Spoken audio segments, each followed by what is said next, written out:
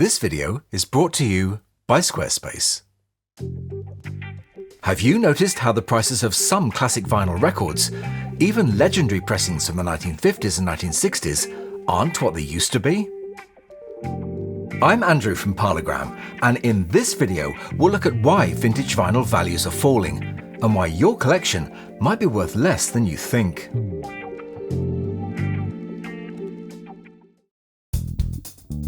For decades, baby boomer nostalgia has sustained the vinyl collector market. A first pressing Beatles album or rare jazz LP could command astonishing sums, because someone was always willing to pay for a piece of their youth. However, in recent years, demand has started to decline. Many collectors from that generation are now downsizing and selling their collections, leading in some cases to oversupply, while younger collectors are happy to buy reissues, new bands, or records from other genres.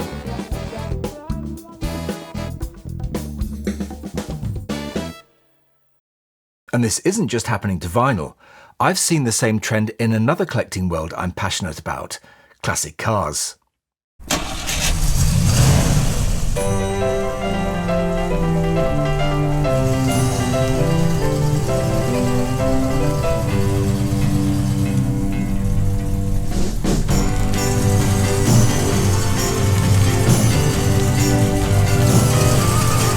Over the past 10 years, I've owned this beautiful 1968 Rover P5B saloon. Loved by the late Queen Elizabeth and Margaret Thatcher, it's been called the poor man's Rolls-Royce. It drives like a boat, is very thirsty and struggles up hills, but always turns heads, and I love it.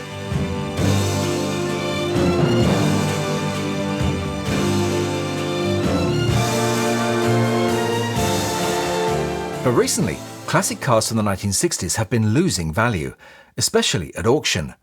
Models once seen as good investments like E-Type Jaguars, Aston Martins, and even 65 Mustangs have decreased by several tens of % as older collectors sell off their cars and younger buyers seek out the 1980s and 90s models that they admired in their youth.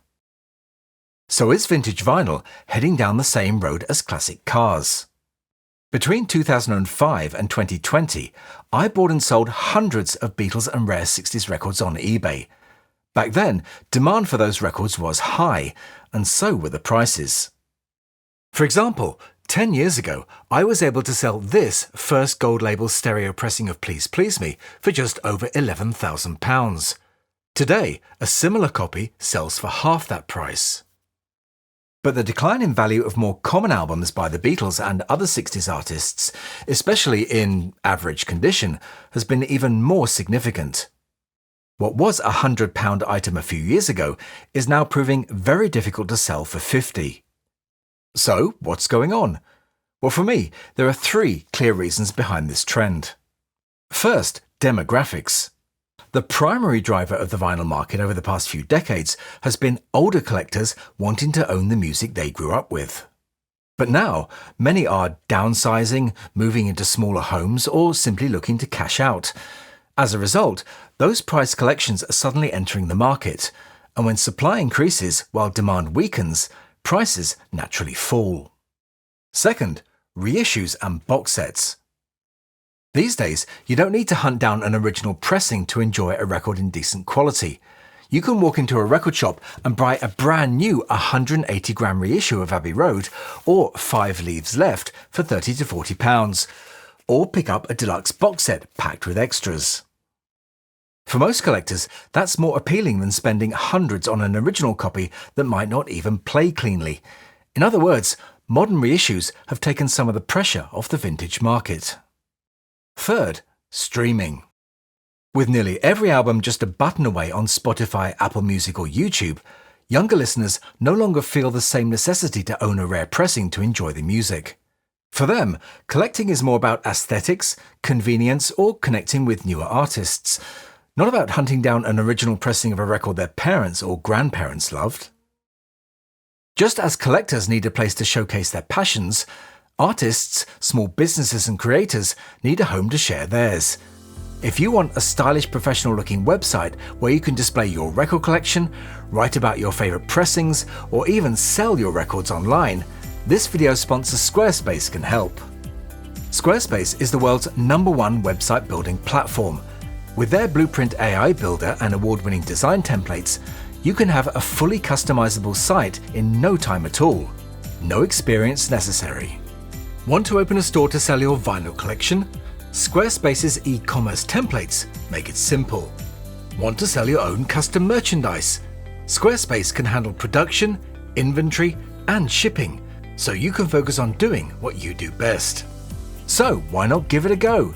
Head on over to squarespace.com for a free trial.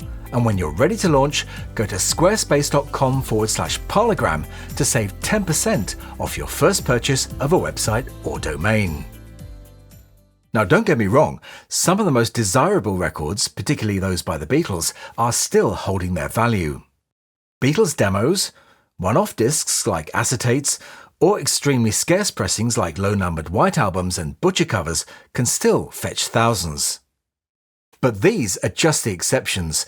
And the reality is that the mid-tier market, those records priced between £100 and £300 that used to be the backbone of collecting, is weakening. And that shift is changing the way people think about vinyl overall. Just as classic car collectors have shifted their focus to the icons of the 1980s and 90s, the same trend seems to be happening in vinyl. Most younger collectors aren't after Meet the Beatles or a first pressing of Kind of Blue. Instead, they're seeking out the records that shaped their early years.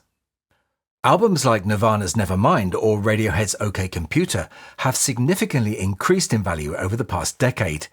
In some cases, original pressings are now more expensive than many 60s classics because they were produced in smaller quantities and weren't initially regarded as collectible. The same is true for indie records from the 2000s. Those limited-run LPs from bands like Arcade Fire, The White Stripes, or even obscure shoegaze and post-punk revivals.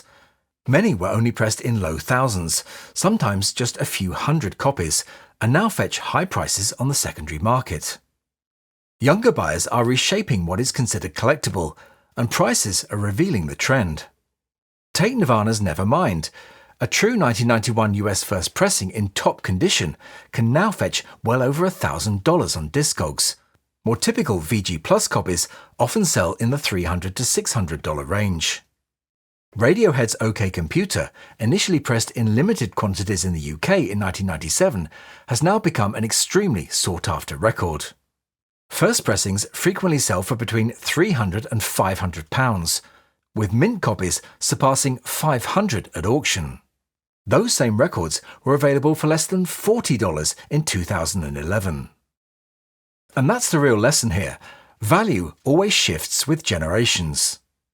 Just as yesterday's car enthusiasts prize 1950s Cadillacs and today's pursue 1990s Hondas, vinyl collectors are increasingly investing in the music of their own youth.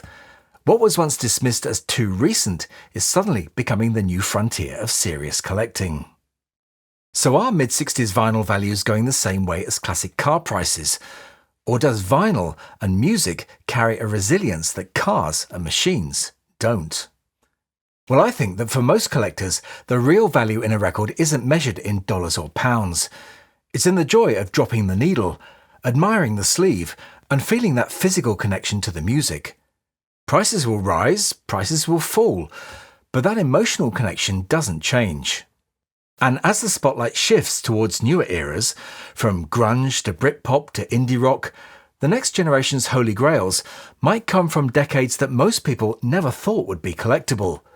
Who would have guessed 20 years ago that Nevermind or OK Computer would be fetching more than some Beatles LPs? So what's the lesson here?